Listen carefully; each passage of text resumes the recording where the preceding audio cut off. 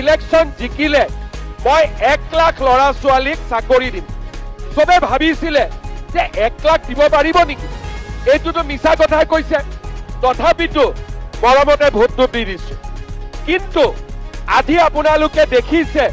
যে আমি 1 লাখ নহয় আমি এই মাহত যি নিযুক্তি দিম আমাৰ নিযুক্তিয়ে প্ৰায় 2 লাখৰ ওচৰ চাপিব প্ৰায় 2 লাখ ল'ৰা ছোৱালীয়ে নিযুক্তি পাব আজি যেতিয়া মই কৈছিলো যে টকা নিদিয়াকৈ চাকৰি পাব মানুহে বিশ্বাস কৰা নাছিল যে টকা নিদিয়াকৈও চৰকাৰী চাকৰি হ'ব পাৰে নেকি কিন্তু আজি আমি অসমত প্ৰমাণ কৰিলো যে টকা নিদিয়াকৈও চাকৰি পাব পাৰি যোৱাবাৰ যেতিয়া ইলেকশ্যনৰ আগত আমি অৰুণোদয় আৰম্ভ কৰিলো তেতিয়া কংগ্ৰেছে কি ক'লে যে এইটো ইলেকশ্যনৰ আগত দিছে ইলেকশ্যনৰ পিছত বন্ধ কৰি দিব কিন্তু ইলেকশ্যনৰ পিছত অৰুণোদয় বন্ধটো নহ'লেই 830 টকা 1000 হ'ল 1250 টকা হ'ল আৰু লগত হাঁহে যেনেকে কণী পাৰে তেনেকে এইবাৰ অৰুণোদয়ৰ লগত 250 টকাৰ গেছ চিলিণ্ডাৰো লগত যোগ হৈ গ'ল হয়নে নহয় তাৰ মানে আমি যি কওঁ তাক আমি পালন কৰোঁ বিনামূলীয়া চাউলে হওক বা আমাৰ আজি প্ৰধানমন্ত্ৰী ডাঙৰীয়াই ৰেচন কাৰ্ডত 5 লাখ টকালৈকে বিনামূলীয়া চিকিৎসাৰ ব্যৱস্থাই হওক ইমান ডাঙৰ ডাঙৰ নেশ্যনেল হাইৱে বনোৱাই হওক আমি যিবিলাক প্ৰতিশ্ৰুতি দিছিলো ধেমাজিত মেডিকেল কলেজ কৰিম আমি যি প্ৰতিশ্ৰুতি দিছিলো আজি আমি এটা এটাকৈ সকলোৰে প্ৰতিশ্ৰুতি আমি ৰক্ষা কৰিছো আজিলৈকে অসমত কোনো চৰকাৰ নাছিলে যি চৰকাৰে ৰাইজক দিয়া প্ৰতিশ্ৰুতি 100% পালন কৰাৰ বাবে চেষ্টা কৰিছে কাৰণ আমি বিশ্বাস কৰোঁ যে ইলেকশ্যন আহিব যাব কিন্তু মানুহৰ পৰা যি আমি মৰম পাওঁ সেই মৰমবিলাকক আমি কেতিয়াও পাহৰিব নোৱাৰো আমি ৰাইজে কৰা মৰম ৰাইজে দিয়া আশীৰ্বাদ আমি নিশ্চিতভাৱে উভতাই দিব লাগিব শ্ৰদ্ধাৰ ৰাইজ আজিৰ দিনটো মোৰ বাবে এটা আনন্দৰ দিন মই লোকসভা ইলেকশ্যনৰ সময়ত জোনাই আই মাতৃসকলক প্ৰতিশ্ৰুতি দিছিলো যে আমি আপোনালোকক ইলেকশ্যনৰ পিছতেই 10,000 টকাটো দিয়াৰ ব্যৱস্থা কৰিম আজি আপোনালোক ইয়াত উপস্থিত আছে 11টাৰ মিটিং 9টা বজাতে আপোনালোক ইয়াত আহিছে তাৰ মানে আপোনালোকে জানে যে আজি মামা আহিব আমাক টকাটো দিবই এইটোকে কয় বিশ্বাস আৰু এই বিশ্বাস আমি সদায় ৰাখিবৰ বাবে চেষ্টা কৰোঁ মই আজি এই কথাখিনি আপোনালোকক এই কাৰণে কৈছো যে আমাৰ অসমত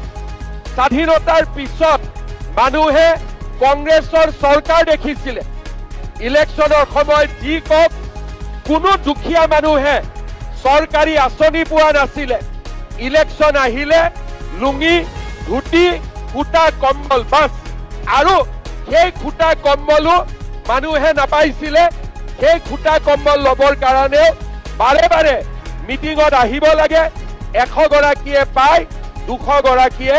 খালি মুখে উভতি যায় এইটো আছিলে কংগ্ৰেছৰ দিন কিন্তু আজি ইয়াত যিমান আহিছে কোনেও খালি মুখে উভতি যাব নালাগে সকলোৱে 10,000 টকা লৈহে উভতি যাব এইটোৱে হৈছে কংগ্ৰেছ আৰু বিজেপি যোৱা কেইদিনমান আগতে আমি 30 লাখ মহিলাক অৰুণোদয় দিলো ক'ত ঘৰত বহি আছে বুথৰ মিটিঙত আহিছে বেংকত গৈ টকা সোমাইছে কোনো কষ্ট পাবলগীয়া হোৱা নাই শ্ৰদ্ধাৰ আই মাতৃসকল আজি মই সকলোৱে আমি আপোনালোকক আৰু এটা কথা ক'ব খোজো আজি যে আমি 10,000 টকা আপোনালোকক দিম সেইটো শেষ নহয় আমাৰ উদ্দেশ্য 10,000 টকা দিয়া নহয় আমাৰ উদ্দেশ্য জোনাই সমষ্টিৰ আই মাতৃসকলক লাখপতি বাইদেউ বনোৱা আমাৰ সংকল্প আৰু আমাৰ প্ৰতিশ্ৰুতি আমি লাখপতি বাইদেউ কেনেকে হ'ব বাৰু আজি আপোনালোকে দেখিছে যে লাখপতি বাইদেউ হোৱাটো বহুত ডাঙৰ কথা নহয় আমি যদি ইচ্ছা কৰো আমি লাখপতি বাইদেউ হ'ব পাৰো আজি যদি আপোনালোকে খবৰ কৰে আমাৰ জোনাই গাঁৱৰ লুহিজান মাছগাঁৱৰ আজি মন্দিৰা দেৱীৰ দেউৰী বাইদেউ তেখেত লাখপতি বাইদেউলৈ পৰিণত হৈছে কেনেকে পৰিণত হৈছে যে আজি বাইদেৱে জৈৱিক ষ্ট্ৰবেৰী আৰু ভোট জলকীয়াৰ খেতি কৰি নিজে লাখপতি বাইদেউলৈ ৰূপান্তৰ হৈছে আজি আমাৰ 3 নম্বৰ চিমেণ্ট চাপৰি জোনবিৰি আত্মসহায়ক গোটৰ দৰে বহুতে মাত্ৰ সপ্তাহত 10 টকাকৈ জমা কৰি আজি গ্ৰুপটো নিজৰ ভৰিৰ ওপৰত থিয় কৰিছে আমাৰ অসমত 4 লাখ আত্মসহায়ক গোট আছে 4 লাখ আত্মসহায়ক গ্ৰুপত 40 লাখ মহিলা জড়িত হৈ আছে এই 40 লাখ মহিলাক আমি লাখপতি বাইদেউ বনাব লাগে মোদী ডাঙৰীয়াই কৈছে যে মই ভাৰতত 3 কোটি মহিলাক লাখপতি বাইদেউ বনাব খোজো আৰু অসমত আমি 40 লাখ বাইদেউ 40 লাখ মাক আমি লাখপতি বাইদেউ বনাব খোজো আৰু তাৰ কাৰণে আজি আমি অসমত এটা এক প্ৰকাৰ ক'ব গ'লে এটা বিপ্লৱৰ আমি সৃষ্টি কৰিছো আত্মসহায়ক গোট গঠন হোৱাৰ আগতে যিসকল মহিলা ঘৰত সোমাই আছিল আজি আত্মসহায়ক গোটে আমাৰ মহিলাসকলক বাহিৰলৈ লৈ আহিলে স্বামীৰ উপাৰ্জনত আজি আমাৰ মহিলাসকলে হাত উজান দিয়ে আৰু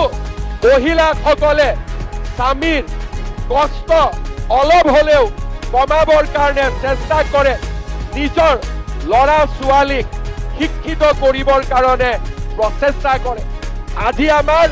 অসমৰ নাৰী শক্তিয়ে এক প্ৰকাৰ ক'ব গ'লে গোটেই ৰাজ্যখনতে এক নতুন বিপ্লৱৰ সৃষ্টি কৰিছে সেইবাবে মই কেতিয়াবা কওঁ যে আমাৰ মহিলাসকলে ঘৰখন চলাবলৈ যিমান কষ্ট কৰে মোৰ লগত যদি আৰু টকা থাকিলেহেঁতেন মই হয়তো অৰুণোদয় আঁচনিও একেদিনাই 3000 টকা কৰি দিলোহেঁতেন কিন্তু আজি আমি দুখীয়া দেশ তথাপিতো আজি আপোনালোকে দেখা পাইছে যে 830 টকাৰ পৰা অৰুণোদয় 1250 আৰু 250 টকা গেছ এতিয়া 1500 টকালৈকে যাবৰ বাবে আৰম্ভ কৰিছে আজি আমি 10,000 টকা মহিলাসকলক ইয়াত দিম কিন্তু 10,000 টকাত আমি ৰখি নাযাওঁ কাৰণ আমি লাখপতি বাইদেউ হ'ব লাগিব আৰু তাৰ কাৰণে মই আপোনালোকক কেইটামান পৰামৰ্শ দিব খুজিছো আজি 10,000 টকা পোৱাৰ লগে লগে আমি সকলোৱে এটা মোবাইল কিনি ল'ব লাগিব কোনে কোনে মোবাইল কিনিব